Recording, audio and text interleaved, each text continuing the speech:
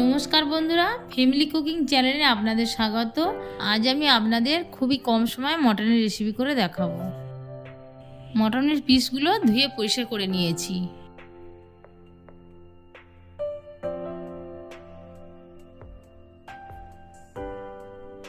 তেল গরম হয়ে গেছে, আলুগুলো দিয়ে একটু নুন দিয়ে ভেজে লাল লাল করে তুলে নেব।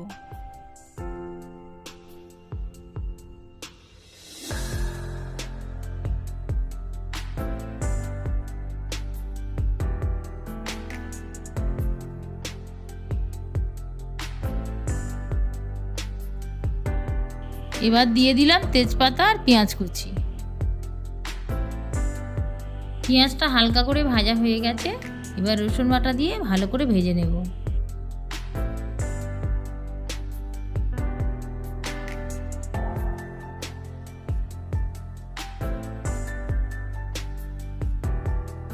এবার হলুদ গুঁড়ো, লঙ্কার গুঁড়ো, নুন দিয়ে নেড়ে নেব।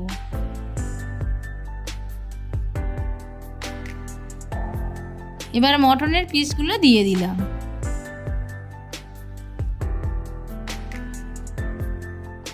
কিছুক্ষণ নাড়াচাড়া করার পর আদা বাটা, টমেটো কুচি দিয়ে কষিয়ে নেব।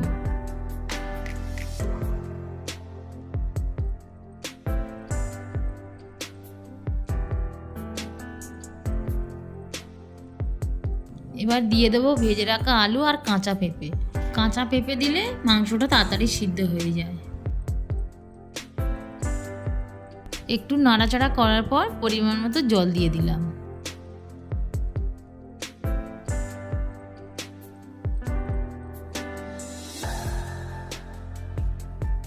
একটা থালা ঢাকা দিয়ে গ্যাসটাকে কমিয়ে দেব। 15 মিনিট হয়ে গেছে, ঢাকা খুলে দিচ্ছি। এবার নামিয়ে নেব।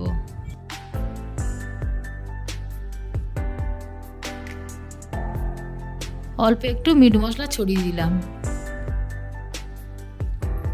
রেসিপিটি কেমন লাগলো জানাতে ভুলবেন না। রেসিপিটি ভালো লাগলে লাইক, শেয়ার অ্যান্ড সাবস্ক্রাইব করতে ভুলবেন না। ভিডিওটি দেখার জন্য ধন্যবাদ।